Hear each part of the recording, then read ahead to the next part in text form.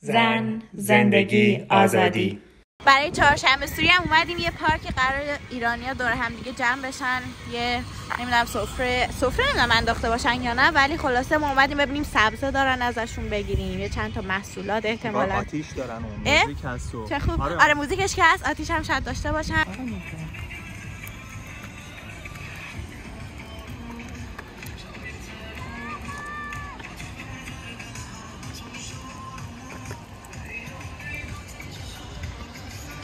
این سمت انگار مثلا بچه‌ها دارن بازی میکنن، این سمت بقیه یا نشستن یا یه کاری داشت، یه خریدم دارن میکنن.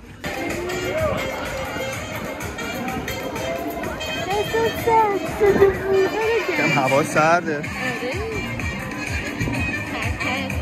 آره معمولا تگزاس این موقع خیلی هوا گرمه. 2 روز پیش گرم بود، یهو قراره یه 10 روز سرد شه. آره دم عیدی. و ساحل هم چیزا گرفت. یه ترشی گرفتیم، یه زبون با یه کلوچه نخود. به به. بله. احساس آرامش برای خوشی پس از شبای طولانی، برای فرصای حساب و بیخوابی برای من.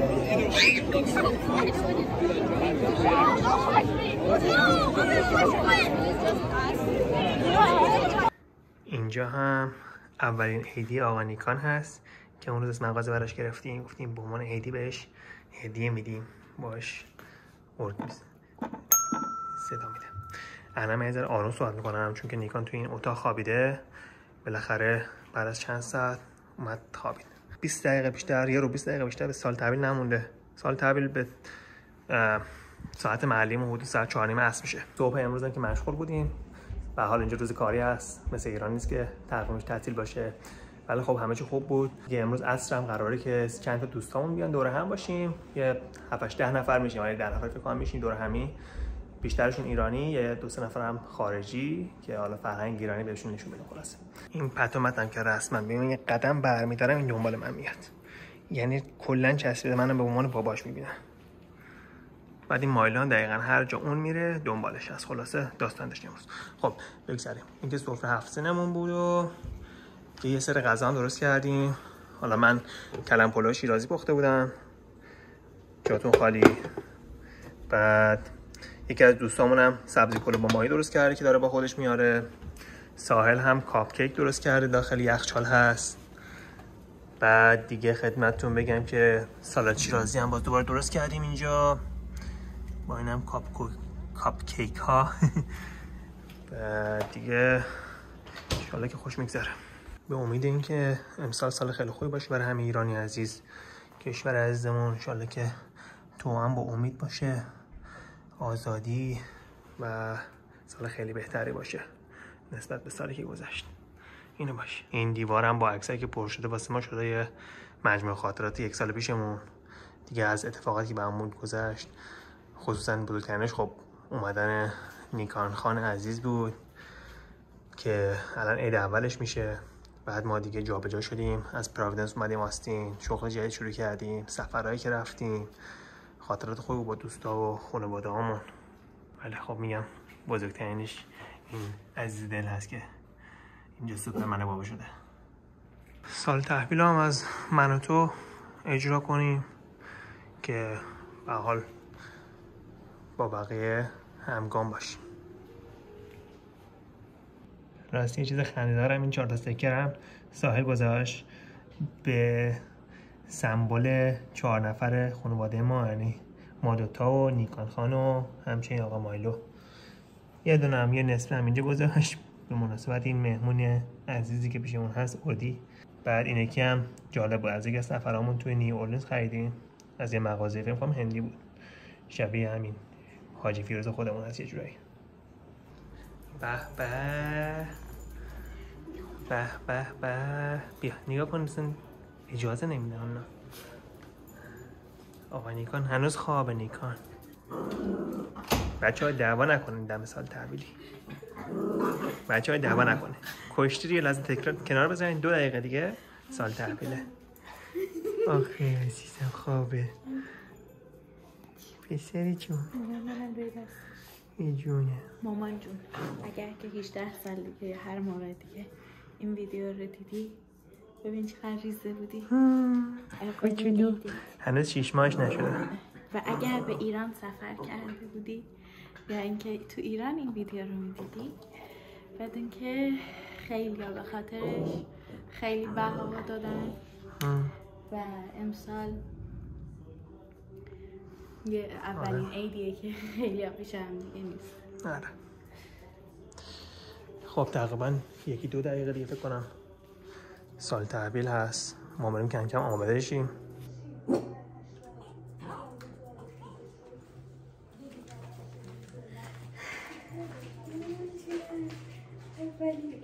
مبارک باشه.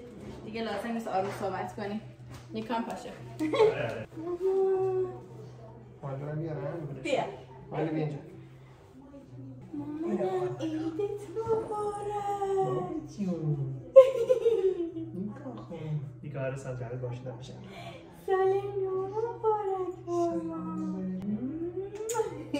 مایلا خان سال نو مبارک. سال نو مبارک. سومین سال نو آقای مایلا خانم هست. آره. سال نو همگی مبارک باشه. مبارک باشه. سال نو مبارک. بیا فوت کنیم.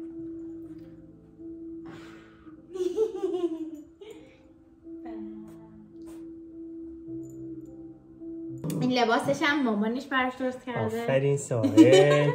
چاپش البته فقط چاپ زدیم براش سال 1402. مبارکت باشه عزیزم. خب چه خبره؟ ای وای. پسرم ذوق زیادی داشت به اولین عیدیش. آره. داشت میرفت تو کلمو. نیکان میتونه یه ریزه بشینه ولی هنوز کامل. آره. ببینیم عیدیش. ما هم در این حین یه زنگی به پدر مادرامون گرفتیم، به خواهر برادرامون. ای وای داره دیگه میفته. قربونت دارم. بیا ببین. ای جانی. داری مامان. بیا ببین چی داری. پسرم اولین وسیله موسیقیته. بیلز براش گرفتیم. ای چه خوشحال شد. حالت ارگی هم داره. اینجوری. ای جان. براش. ماشاءالله. عزیزه. آقا نیکان با آب نبات چوبی اینو قاطی کرده. وای او دوتا رو ببین.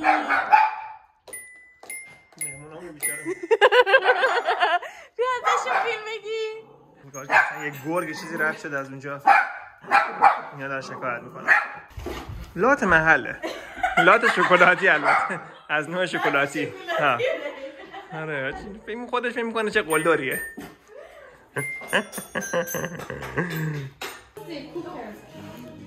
I think the pictures on there. دوستامون اومدن. That is traditional Shirazi. Yeah, that's kalam polo. They are from my city. We are from Shiraz, so it's the Shirazi salad. Yes. Kalam polo Shirazi. Hanika. And it's the mixed rice with dill. هنرنمایی های ساحل هم فیلم بگیریم. ممنونه مرسی. به به.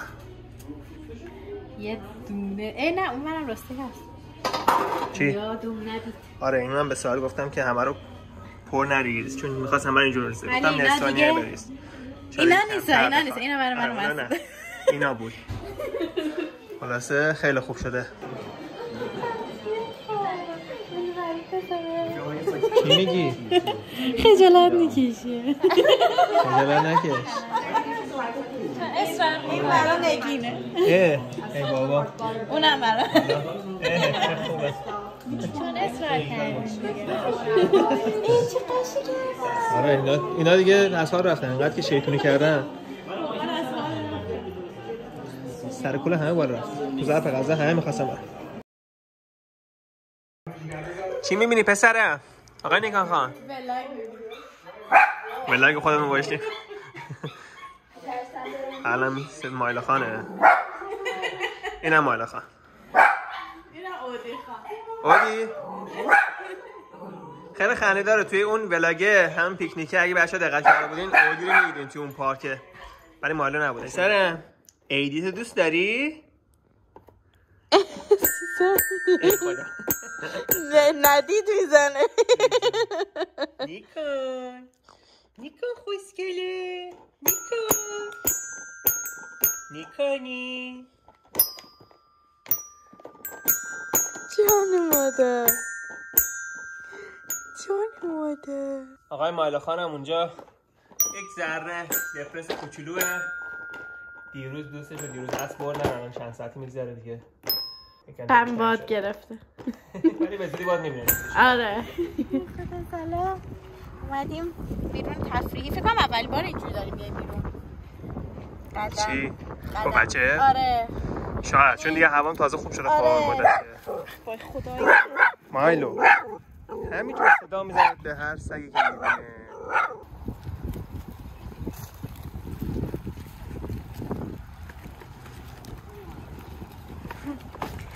مایلو انقدر حول اینو داره که برسه به یه چیزی که ما نمیدونیم هم چیه. فقط میخواد یا بکشه به کنار یا به یه جلویی. کاش میتونست حرف بزنه بهمون بگه که چیه اون چیزی که این میخواد. بذار ببینیم خودش دم آب میره یا نه. رفت؟ نه مامانی منظره رو دوست داری؟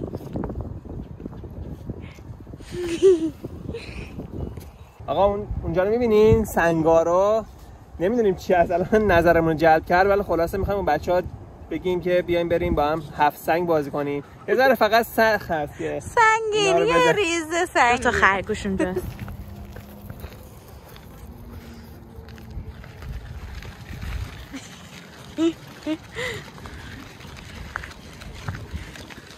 خودش فکر کرده میتونه اینا رو بگیره. به عنوان دوستشون اشتباهش گرفتن. گفتن اوه اون خرگوشه که همش گیر میده بهمون.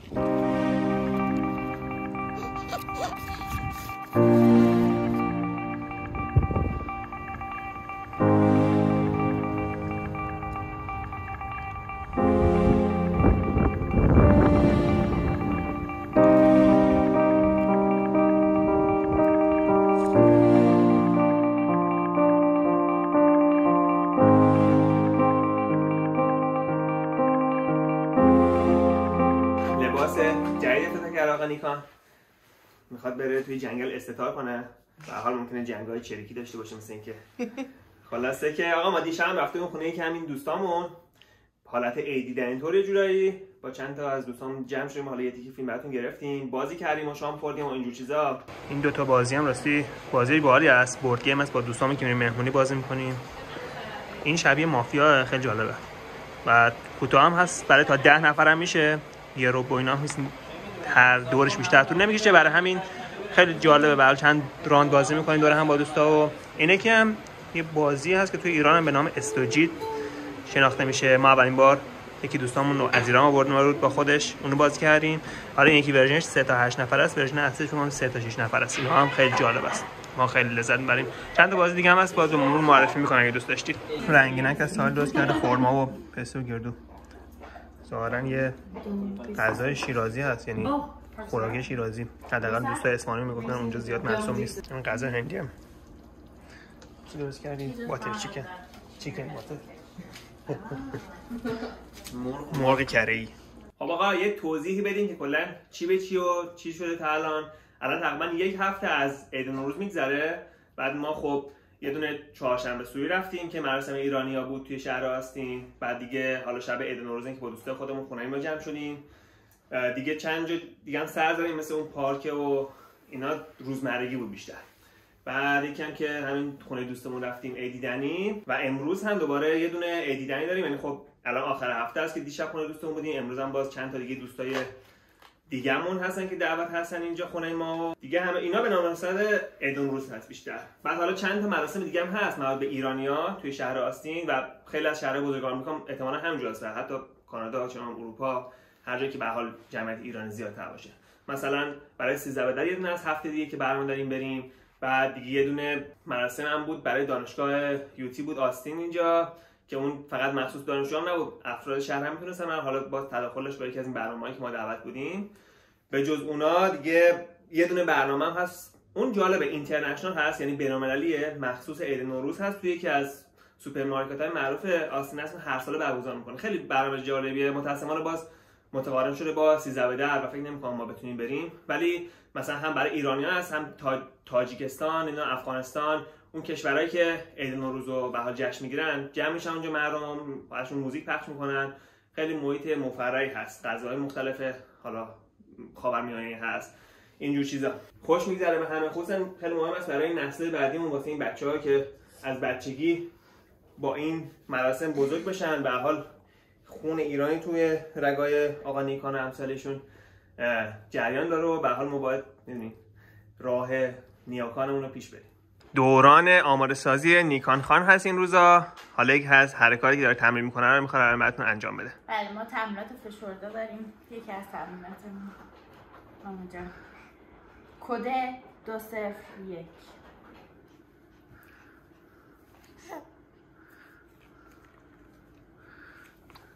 باری کلا پسر. کد 203. چه خوشحال شد. این یکی باری کلا.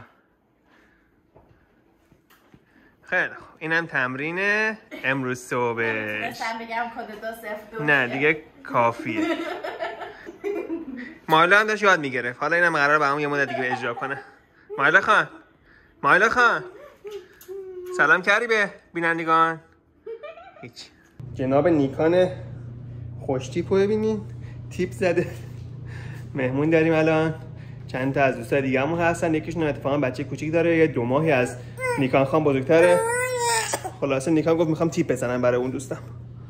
اخماش تو همه فکرم خسته است، ولی مهمون که معمولا میاد خیلی خوب هست، یعنی معمولا با آدمایی که میبینه جالب، آرومه کنارشون.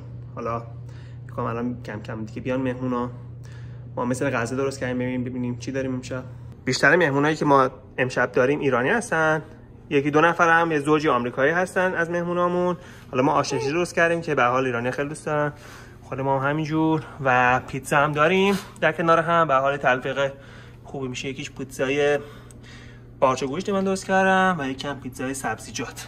بعد اتفاقا اون دوست آمریکاییمون هم از همون پرسید چیزی می‌خوایم بیاریم، ما گفتیم از توی باغچه‌تون اگه میشه سبزی بیارین. یه باغچه دارن تو خونه‌شون، سبزی می‌کنن، بعضی موقع میارن دیگه خودش رو میگه سالاد درست می‌کنن میارن. ما گفتیم جاری. حالا با وجود کودک مقدار سخت از مهمون داشتن، اما ما خودمون خیلی دوست داریم در کل که مهمون میاد خونمون، خیلی با هم خوشحال میشیم، ما دوستامون رو می‌بینیم. بعد برای همین برای اینکه به حال بچه رو هم هندل کنیم، از بچه مراقبت کنیم دیگه، خیلی به حال اونم وقت میگیره. معمولا وظایف رو تقسیم می‌کنیم. مثلا من معمولا غذاها رو درست می‌کنم، غذای اصلی، ساحل مثلا قسمت دسر و خوراکی‌ها و اینا میرسه، خونه رو مثلا مرتب می‌کنه، تزیین می‌کنه. این خلاصه این فعلا برامون بهتر جواب داده این روش. مگه نه؟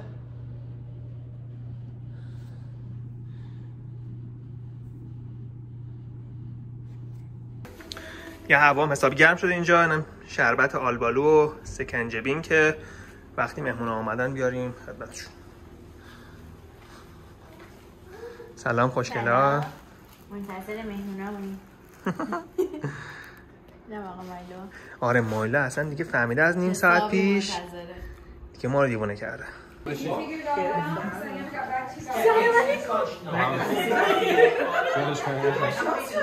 سلام راجین.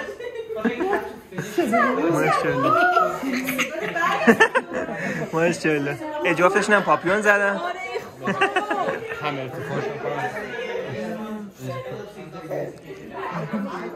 سلام عمو.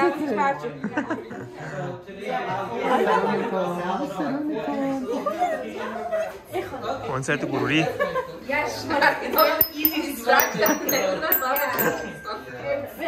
It's really nice. It's cool. And it's nice to see all the driverless cars all over the place every day. Oh yeah, Waymo? 10. Waymo, was it Waymo? Yeah, Waymo, I think it was.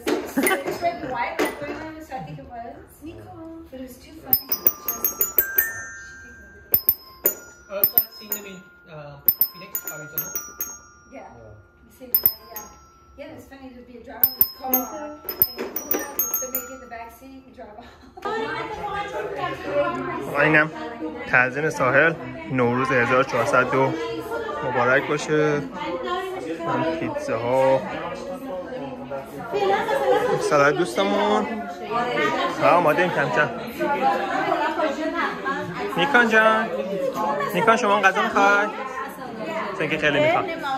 اینا هم که کلا مشغولن، کلا با هم دارن برمیرن.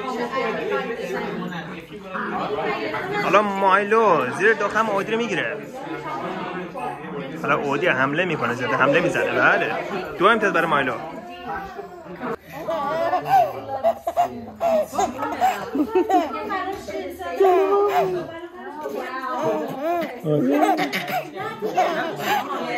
ای جان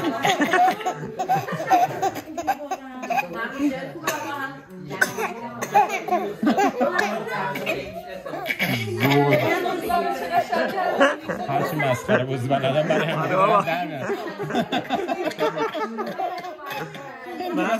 چه صدایی آخه بچه. سلام سلام امو. ادامه بدید. سلام بابا. آقا دوربینیا حواسشون پرت شد. اینم دوید اومد. تو چی میگی آخه این وسط؟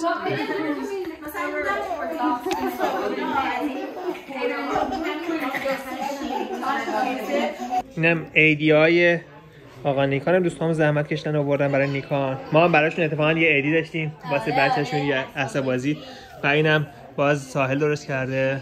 این لیوانا هر روزتان نوروز، نوروزتان پیروز نوشته. خیلی قشنگی دستی شد. اینم برای همه مهمونامون دادیم. عجب شایی بود آقا. اینقدر دیگه ای 2 تا پت، 2 تا سگ شیطون آتیش سوزوندن، یعنی ما رو دیوونه کرده بود.